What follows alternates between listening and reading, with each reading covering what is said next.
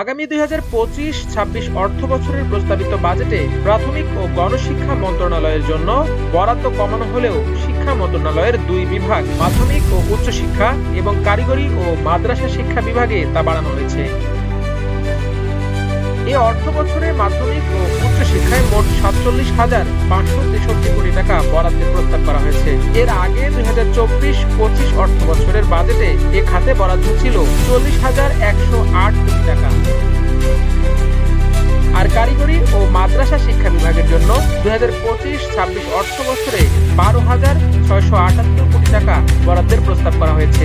2024-25 অর্থবছরের বাজেটে এ খাতে বরাদ্দ ছিল 11,783 কোটি টাকা।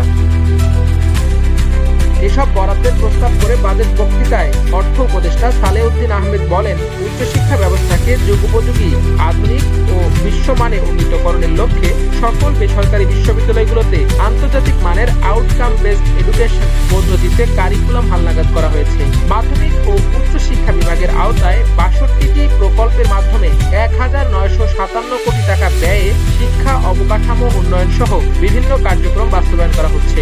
এছাড়া চলতি অর্থ বছরে মাধ্যমিক পর্যায়ে 51 লাখ, উচ্চ মাধ্যমিক পর্যায়ে 8 লাখ এবং স্নাতক পর্যায়ে 1,65,000 অসচ্ছল মেধাবী শিক্ষার্থীকে উপবৃত্তি প্রদানের ব্যবস্থা করা হয়েছে।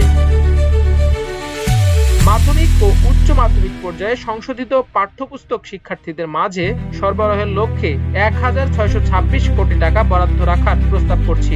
এমপিওভুক্ত শিক্ষকদের বোনাস বৃদ্ধি এবং গ্র্যাজুইটি প্রদান সহ সকল স্তরের শিক্ষকদের মানব সম্পদ উন্নয়নের জন্য প্রয়োজনীয় কার্যক্রম গ্রহণ করা হচ্ছে।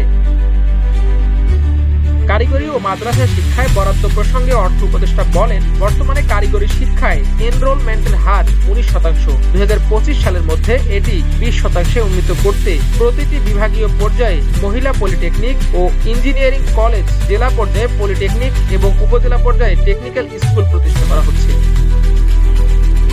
তিনি বলেন, মাদ্রাসা শিক্ষার উন্নয়নে 1,135টি মাদ্রাসা ভবন নির্মাণ সম্পন্ন হয়েছে এবং 513টি বহুতল ভবনের কাজ চলমান রয়েছে। 493টি মাদ্রাসায় মাল্টিমিডিয়া ক্লাসরুম স্থাপন করা হয়েছে।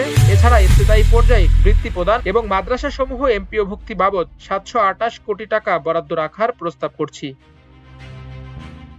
দেশের 54তম বাজেট এটি। ডক্টর মোহাম্মদ ইউনূসের নেতৃত্বাধীন অন্তর্বর্তী সরকারের প্রথম বাজেট। প্রতি বছর জাতীয় সংসদে বাজেট পেশ করা হলেও এবার সংসদ না থাকায় তা ঘোষণা করা হচ্ছে বেতার টেলিভিশনের মাধ্যমে। এবারের বাজেটের আকার 7,90,000 কোটি টাকা, যা গত অর্থ বছরের তুলনায় 7,000 কোটি টাকা কম।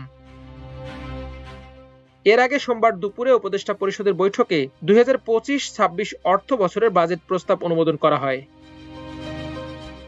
এবারের বাজেটে তাই শিক্ষা, স্বাস্থ্য, সুশাসন, নাগরিক সুবিধা, কর্মসংস্থান ইত্যাদি বিষয়ের ওপর বিশেষ জোর দেওয়া হয়েছে। পাশাপাশি চতুর্থ শিল্প বিপ্লব, স্বল্পোন্নত দেশ হতে উত্তরণ এবং জলবায়ু পরিবর্তনের ফলে ক্রমাগত যে সকল সুযোগ সৃষ্টি হচ্ছে তার সুবিধা ভোগ এবং যে সকল চ্যালেঞ্জ তৈরি হচ্ছে তা মোকাবেলা করে টেকসই উন্নয়ন নিশ্চিত করার দিকেও মনোযোগ দেওয়া হয়েছে।